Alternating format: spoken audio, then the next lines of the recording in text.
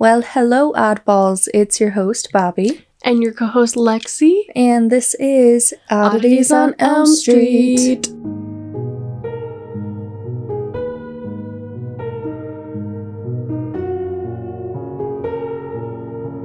Welcome back for episode 45. 45. I want to apologize again for the delayed episode last week. If you didn't hear it, because, it was posted late, we did another Listener Tales episode. 'Tis good. It was a good one. Mm-hmm. You guys really outdid yourselves with those stories, and we had a lot of fun with it. Mm-hmm. So go check that out. Yes, it was great. And it feels so good.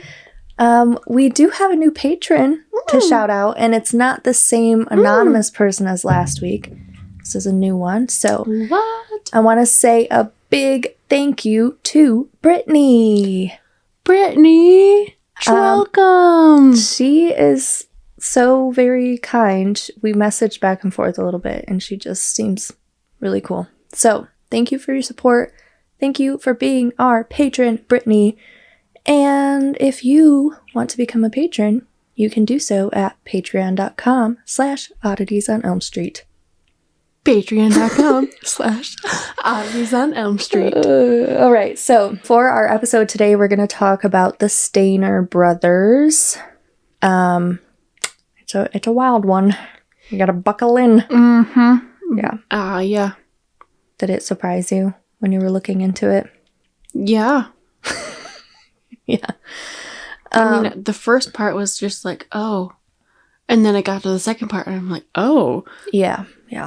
Tends to do that. Mm-hmm. So the Stayner brothers, they're literally like exact opposites, but in the worst way humanly possible. Mm-hmm. So we'll talk about who the Stayner brothers are.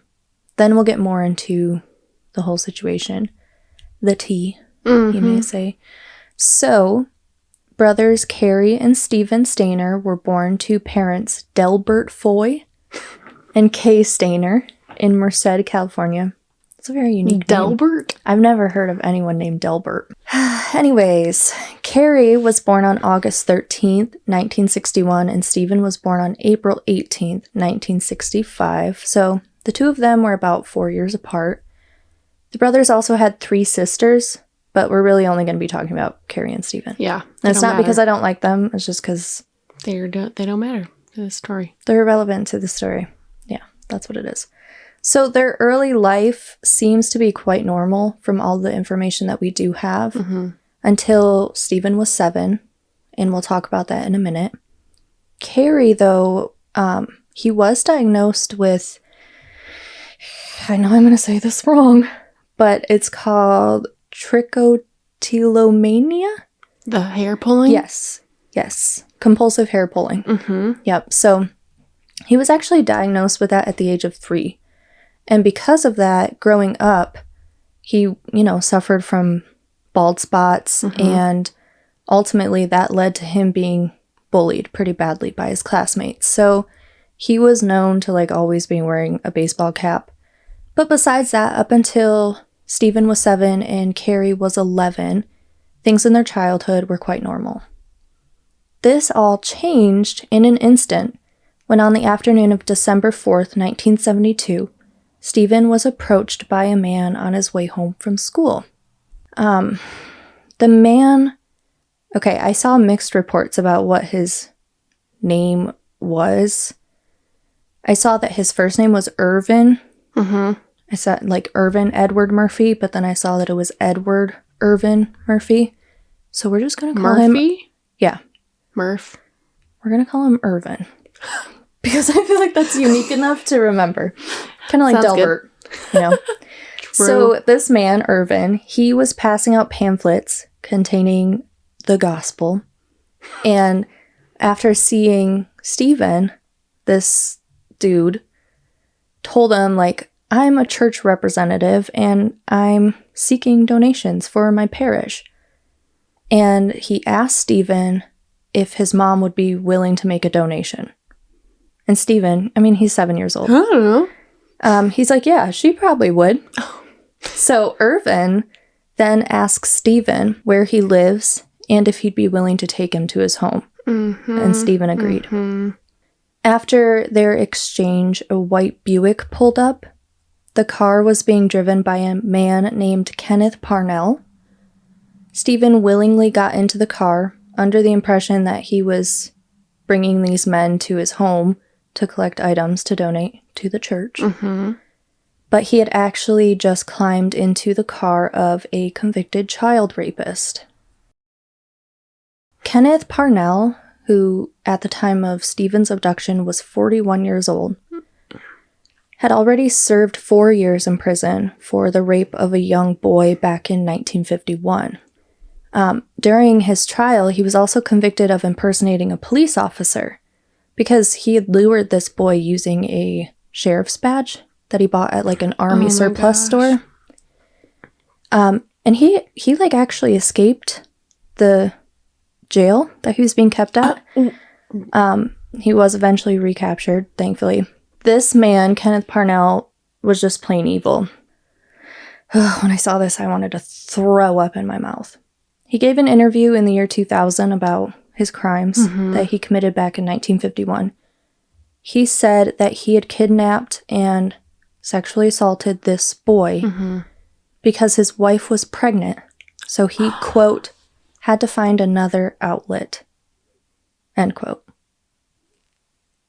Literally just scum of the earth, human being. Not even a human being. Oh my God. Yeah.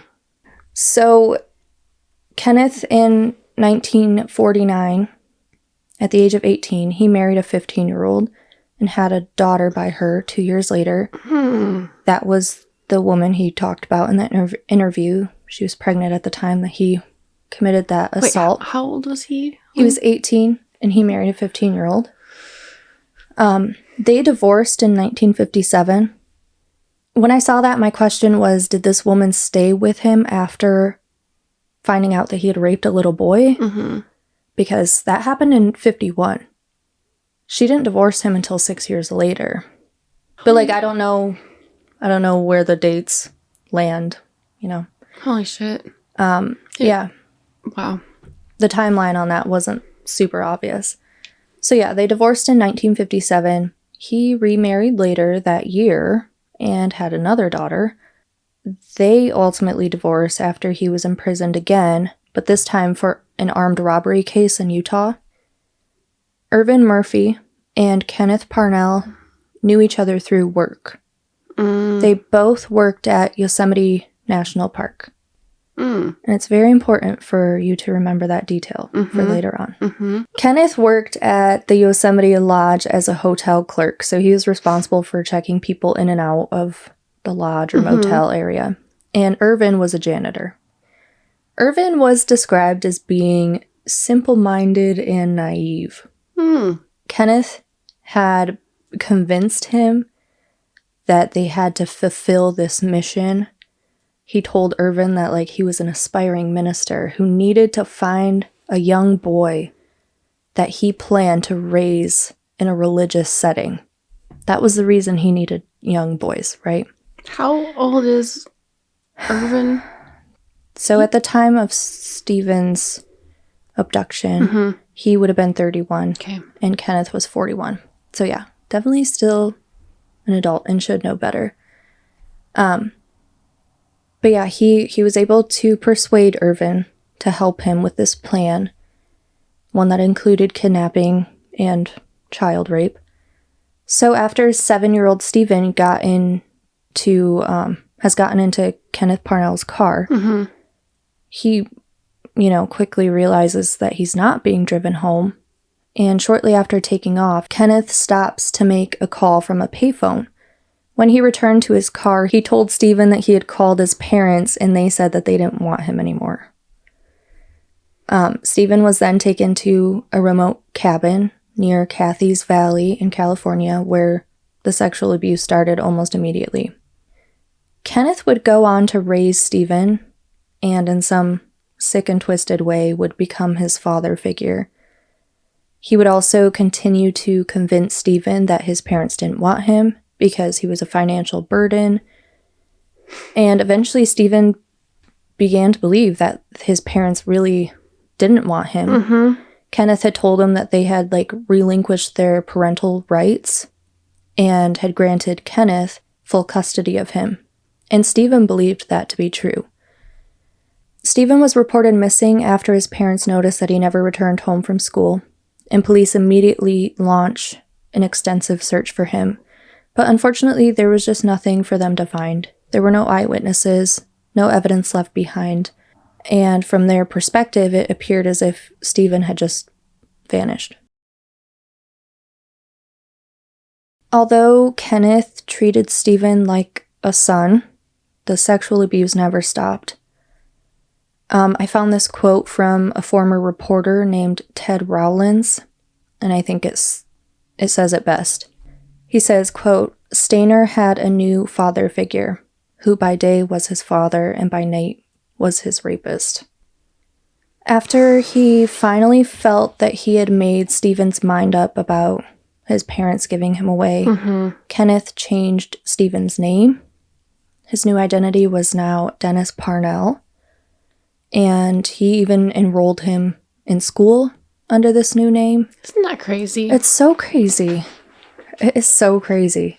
Like, what happened back then? You just show up and be like, yeah, this is the kid. This is his name. Right. He belongs to me. Yeah, you don't need any documentation. Right. It's so insane because we've heard this before. Yeah. Like, we heard this when we talked about Miche Solomon. Okay, yeah. Yeah, and it's just insane. It's like, sometimes I feel like it can be annoying having to bring a bunch of documents, but there's a reason. I do understand why. Yeah. So, over the years of his captivity, Kenneth had numerous jobs. He moved often, and he took Stephen with him every time. Stephen was subjected not only to sexual abuse, but severe beatings. But I didn't know that. Yeah, and he made it a very confusing situation because he would beat him and then, like, spoil him with things and affection and, like, you know, how a father should actually treat their son, except he's just a fucking sicko. So, wow. Very confusing situation for a kid, I'm sure. I can't imagine. Yeah. So, it's now been 7 years. Stephen is around 14 years old. And as he begins to hit puberty, Kenneth loses interest in him.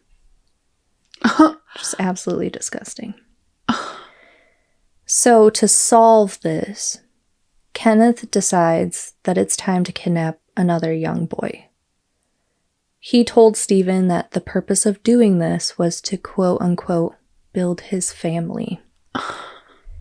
He had actually attempted to kidnap a boy with the help of his girlfriend at the time.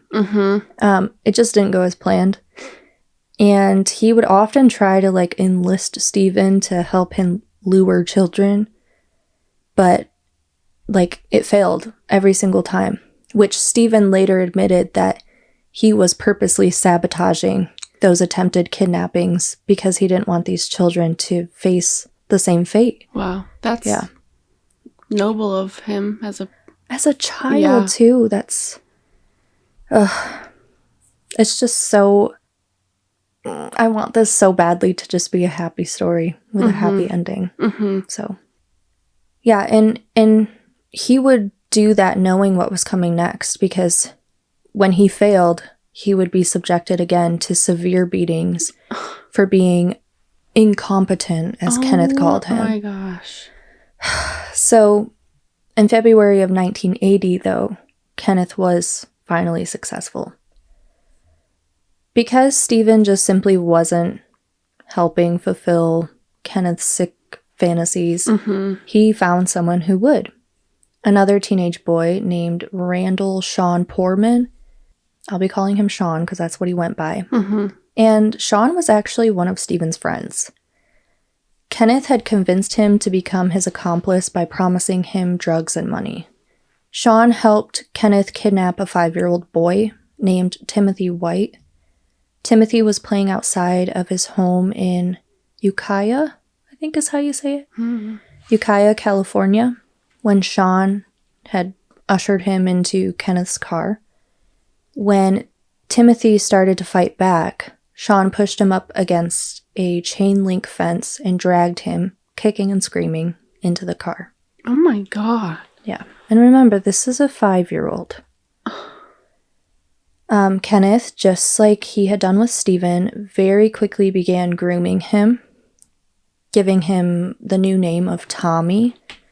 He had also dyed his blonde hair dark brown and began to pass him off as his younger son and as Stephen's little brother. Wow. I wonder how many people encountered them and just thought, it's just a normal family. You know what I mean? Yeah. Like how many people did they come across that had no idea that anything was wrong? It would have to be so many. 'Cause, I mean, yeah, how do you get away with it for that long? 7 years? It's insane. It's ballsy. That is for sure. Yeah. So during their time together, Stephen and Timothy grew very close. Stephen kind of felt the need to protect him and take care of him and really take on that big brother role. And he was determined to make sure that Timothy did not suffer the way that he had for 7 years. Wow. So Stephen began to plan their escape. On March 1st, 1980, just over 2 weeks into Timothy White's captivity, Stephen waited until Kenneth went in for his night shift at work, and then, carrying the 5-year-old on his back, hitchhiked more than 40 miles to reach Ukiah, where Timothy was taken from his yard.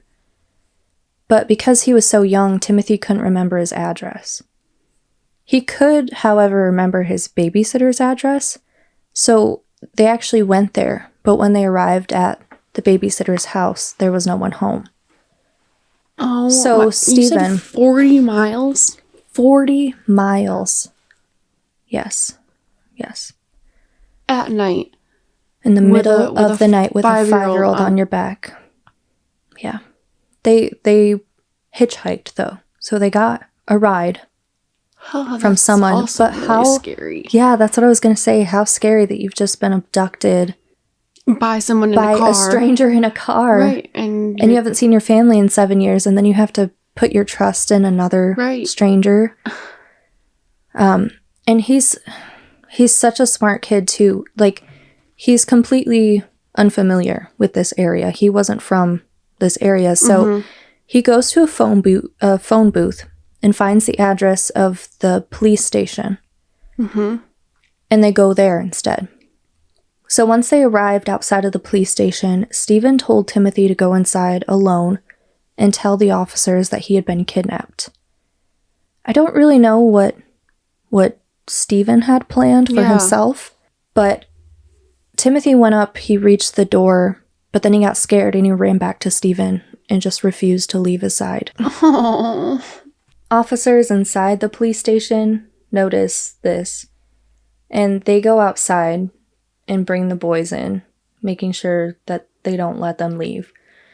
Stephen would kind of struggle to recall everything that had happened over the last 7 years, but he did manage to tell police, "I know my first name is Stephen." And that's when police would learn Stephen and Timothy's real identities. Because remember, they've been renamed, and Stephen especially has been convinced for the last 7 years that his parents didn't want him, and he's a new person now. He's taking on a new name with a new father, a new school, everything. Right. So, and you're 7 years old. Like, you just accept that that's your new normal, you know? Especially... What else can you do? Right. Like, growing up in the family that he was, that was, like, a church-going family. Yeah. You know, these church people come, and you're gonna trust them. You're gonna trust them. Exactly. Yeah. So, thankfully, both of the boys were finally reunited with their families. Kenneth Parnell was ultimately convicted of kidnapping and conspiracy to steal a child, but not the sexual abuse. And I believe that has to do with, what do they call that? Statute of limitations. I was gonna say it, but I was like, I don't know, that was stupid. Yeah, no, I think that has to do with like statute of limitations types of laws. I don't know. So a now 6-year-old Timothy White takes the stand during Kenneth's trial and very bravely testifies against him. 6 years old. 6 years old. Yes. Wow. I know. Kenneth was sentenced to a total of 25 years in prison. He did die while he was incarcerated in 2008. Thank God. At the age of 76. Only 25 years? Only 25 years, but he would end up back in prison. And I'll talk about that in a minute. So Kenneth's first accomplice, Irvin, was sentenced to 5 years, but paroled after 2. That makes me believe that he didn't know the full extent about the abuse and stuff, but maybe just got time for the kidnapping, for assisting in a kidnapping. Right. And then the teenage boy that helped abduct Timothy White, Sean Poorman, he was sentenced to a term in a juvenile work camp. Huh. So Kenneth, he was released after serving his time for the abductions of Stephen and Timothy, but he was rearrested in 2003. This just, He tried to, he's very sick at this point in time, okay? He has, like, diabetes and emphysema, okay? Okay. So he is being kept in, what do they call that? Like a care facility. 24 hours, you have a staff that takes care of you. He tried to coerce his caregiver's sister into buying him a 4-year-old boy for $500. He's 71 years old. Okay, say that to me again. He tried to coerce his caregiver's sister into buying him a 4-year-old boy for $500 at the age of 71. Oh my God. Huh. So yeah, he's in a nursing home. He's dying, you know. But he's got that $500. And like the fucking nerve to try to just, like, you don't know them and you're gonna... and thankfully... Yeah, thank God. Thankfully, she actually cooperated with police to set up a sting against him. Good. And that would obviously guarantee him more time in prison until his death in 2008. That is bonkers. What kind of mental state do you have to be in to think that that's, like, a good plan in any sort of way? I don't even know. Like, it's impossible for me to even try to begin to understand what goes through these types of people's head. It just makes no sense. Wow. So the story, though, it doesn't end there. In fact, it's only about halfway over. Holy smokes. And I don't know if you knew this, but Stephen actually died tragically. I did. In 1989. Yes, because he was driving home from Pizza Hut after a shift in the rain without a helmet. I want to say he was 24. I don't know how old he was. Yeah, so they had, like, created a mini-series. I don't know who was responsible for producing it, but a mini-series was created called I Know That My First Name Is Stephen. That's what he told police, right? He was paid, like, $30,000 for signing over his rights. To use his story. So he took that money and bought himself, like, a motorbike, whatever. I don't even know. It's a 1989 Kawasaki. I don't know if that's a dirt bike or, like, a motorbike. I don't know. So he's riding home, like you said. He's riding home from a shift at Pizza Hut where he worked on September 16th, 1989. A car actually crashed into him and then fled. And Stephen was left dead from head wounds. Because he wasn't wearing a helmet. Yeah. Correct. Yeah. Jeez, that's terrible. Yeah, and more than 450 people attended his funeral. And Timothy, who is now 14 years old, was a pallbearer.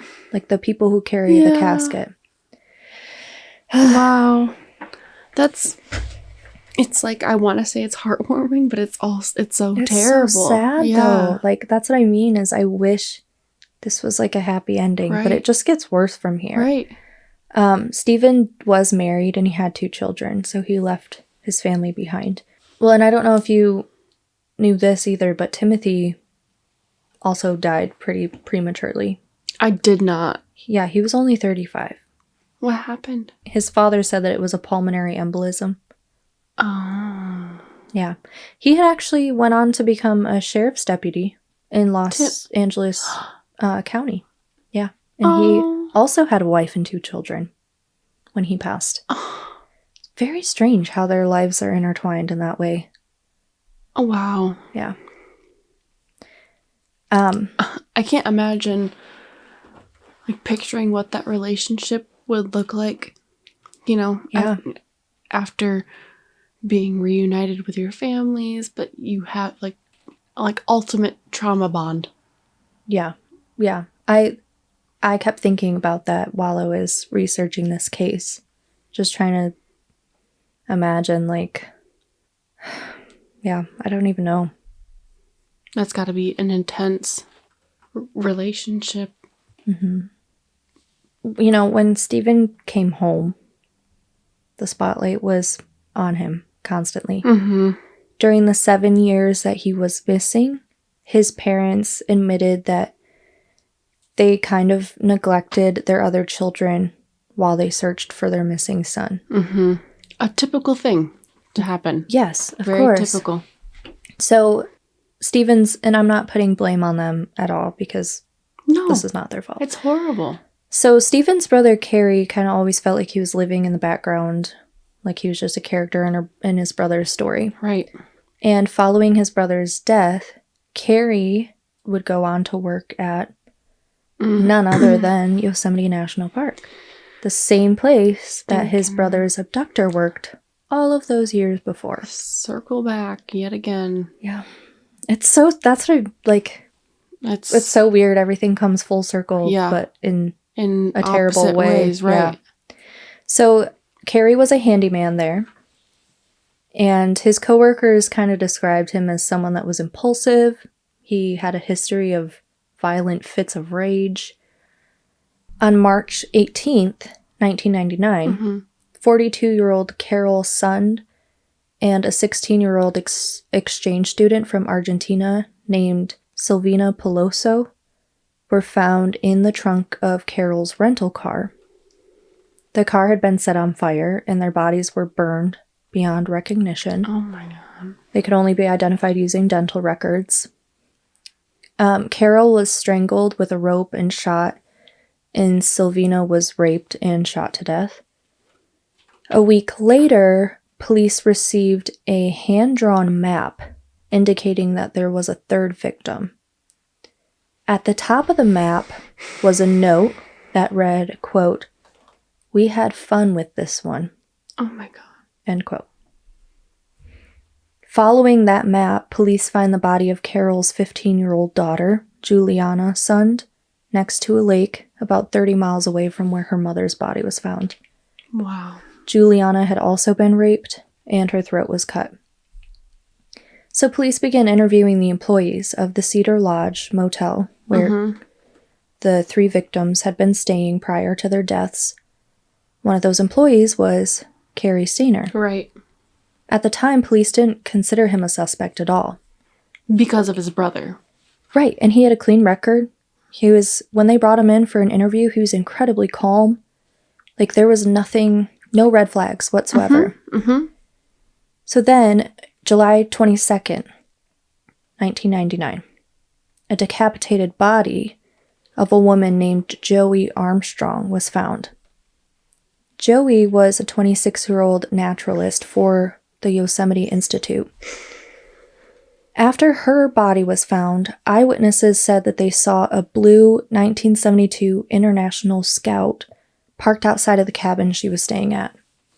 That vehicle was traced to Cary.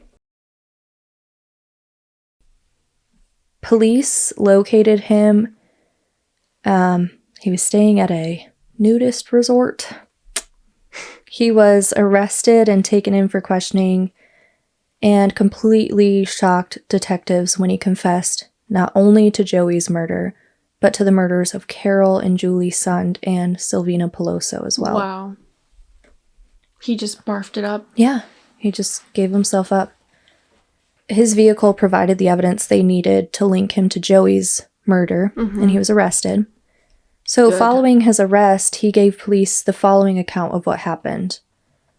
And this is back on the evening of February 15th, 1999. I guess he had actually planned to kill his girlfriend and daughter on Valentine's Day. What? Yeah. It didn't go according to plan because they had an unexpected visitor. So that kind of forced him to, change those plans. So then on the 15th, and remember, he does maintenance. He entered the room where Carol Sund, her daughter Julie, and Silvina were staying. He told them that he needed to fix a water leak. He then strangled Carol, raped both of the teenage girls. Then he took Carol's wallet and dropped it off in the middle of the street miles away, hoping that it would throw police off. How? I don't know. Again, I can't even try to get into these people's minds. So it wasn't until March 18th, remember they're killed the day after Valentine's Day, March 18th, when a man found Carol's rental car in a secluded area. The next day, officers open the trunk of the car, and that's when they find Carol and Silvina's bodies. Carol's daughter, Julie, wasn't found until March 25th, after police had received that map with the note that Carrie had sent to them. Wow. Carrie also claimed responsibility for other homicides and disappearances in addition to his 4 known victims. And there are other cases that police believe may be linked to him as well. So there is a 28-year-old woman named Patricia Hicks Dahlstrom. She had relocated to Merced from Washington State, and her family lost contact with her.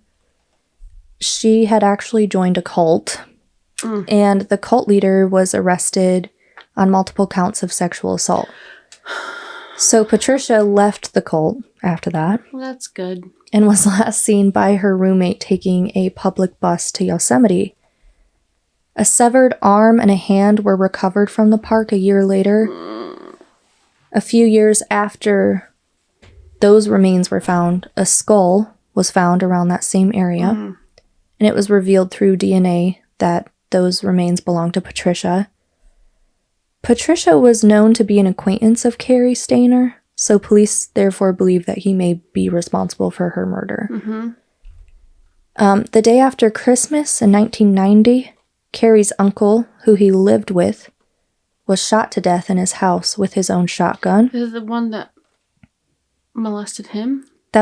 Yes, that's what he's claimed. Yeah. Yeah. So the murder was never solved, but Carrie later claimed that, his uncle had been molesting him around the same time that his brother Stephen had been kidnapped. I mean, it sucks because I feel bad for the child. Yeah. Not the adult. But, trichotillomania, that's got to be a hard thing to deal with. And then putting everything else on top of that. Yeah. And I don't know. I mean, he did claim, though, later on when he was asked about this, he did claim that his brother's disappearance and all of that had nothing to do with the way he was. He actually said that he was having fantasies about rape and things like that as early as the age of 7, which was years before Stephen was abducted. Yeah. Then it's I don't know. My mind just goes to nature versus nurture. I don't know. 'Cause I hear that, and trichotillomania it's a stem off of OCD. And it just sounds like he has a lot of mental illness. Yeah. And he probably never got any sort of help that he needed. And it just probably just snowballed. Yeah. Over the years. Yeah. And he was aware of that too, because he did try to get an insanity plea. Interesting. So. It's just sad. It is sad. And like you said, you can feel bad for the child, but you have to, at some point in your life, like, take responsibility for exactly who you are and your actions that, you know. Right. So then we have October 1994, there were some severed human hands found. And then a couple months later, there was a torso found with no hands. It was a headless torso with no hands. Arms? It had arms, but no hands. Okay. So those severed hands were found in October and were matched to the torso. DNA belonged to a 24-year-old named Cheryl Lynn Murphy. Not related at all to Irvin Murphy. Okay. So her head has actually never been found, but police think that Carrie may have murdered her simply due to similarities between her murder and the murder of Joey Armstrong. But that's the only connection that they have. There's also a 34-year-old woman named Denise Smith. Her decomposed body was found in a 50-gallon bucket off from a road near a reservoir. And then there's a 20-year-old man named Michael Madden. He had planned to meet his friends at a campground, but the day he left his family's home, around 5 a.m., he never arrived, and he was never seen again.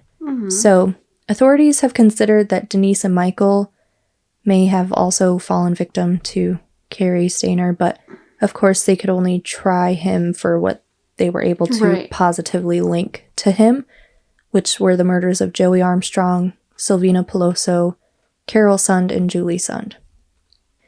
Carrie was tried in federal court for Joey's murder, since it occurred on federal land.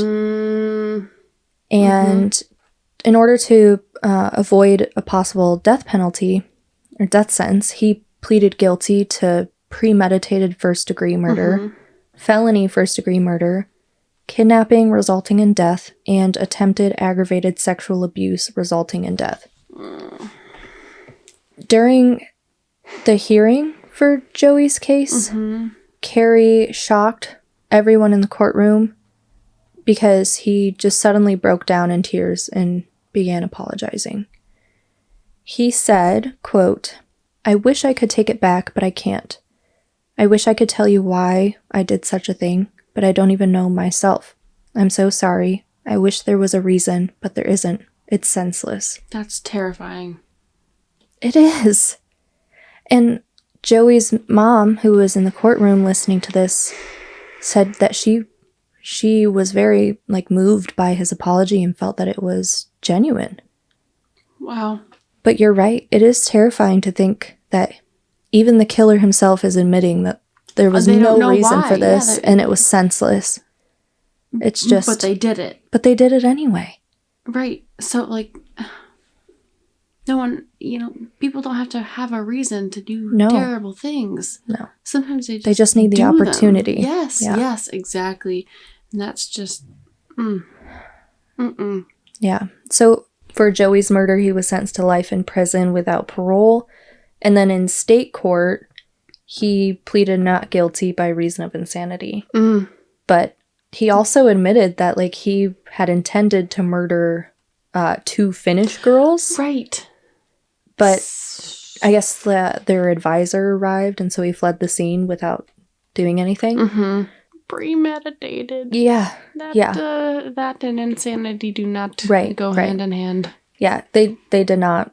No. They did not give him that insanity plea. But I also saw that he requested child pornography in exchange for a confession. Oh my god, when I heard that, I was... the audacity. You're gonna ask the police. When I saw that, I wanted to...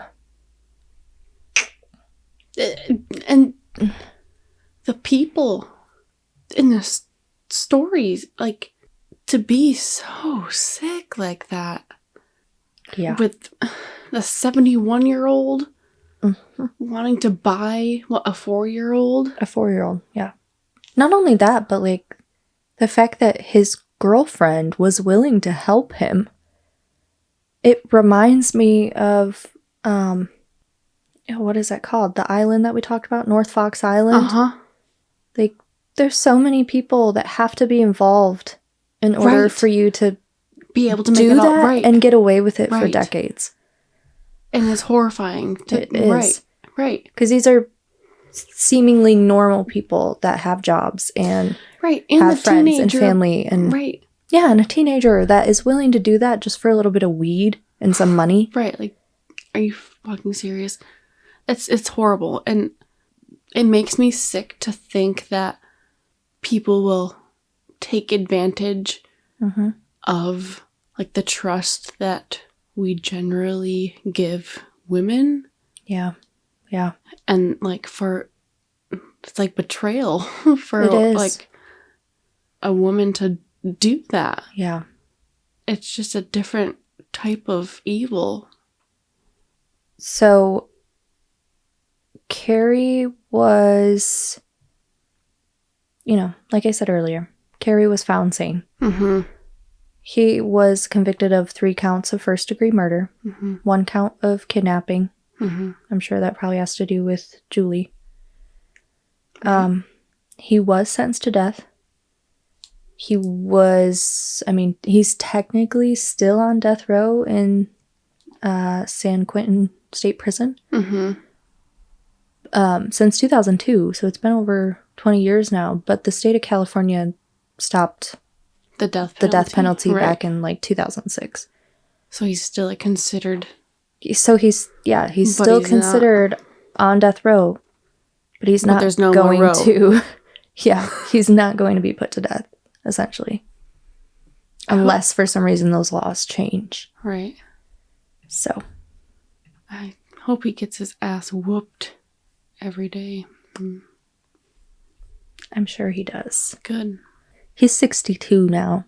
So yeah, he's just living his life. 62 years old, living his life in prison. I know that some people on death row are given, like, cats. Really? Yeah. Interesting. And I really hope that he doesn't Get a fucking cat. Yeah, you don't Doesn't deserve it. a cat. Mm-mm. Absolutely not. That surprises me that they would do that for inmates on death row and not inmates that they have hope of rehabilitation. Yeah. Doesn't make any sense, does it? It doesn't. Just like the rest of our fucking justice system. Yeah.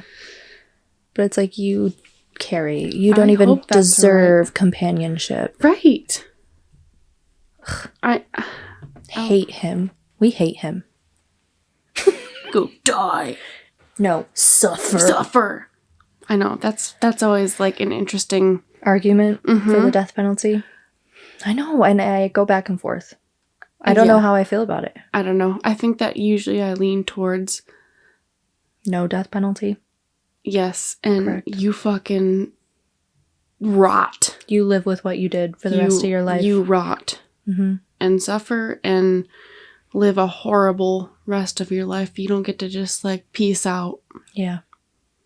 I agree, especially now that they have, like, they just do, like, the lethal injection shit. It's so way easy. too humane for people who do horrible, like, violent, I agree. crude things. Yeah. Like, where was that humanity when they had their victims at their fingertips? Like, right. They do not deserve that. No. They deserve no mercy. No mercy.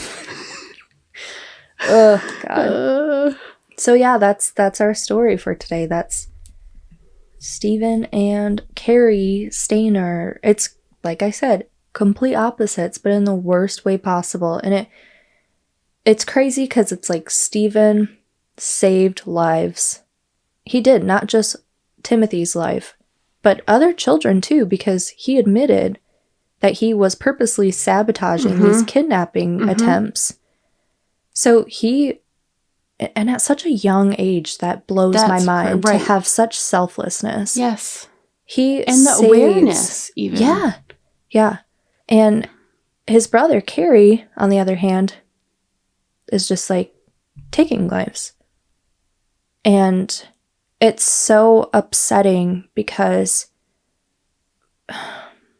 for all of the pain and suffering that Stephen had to endure, and to still come out as a hero and someone that deserved to live, and then to have your life end so tragically at such a young age like that. And then you have your brother who is still alive, 62 years old, has lived a full life. Yeah. It's just, it's so unfair.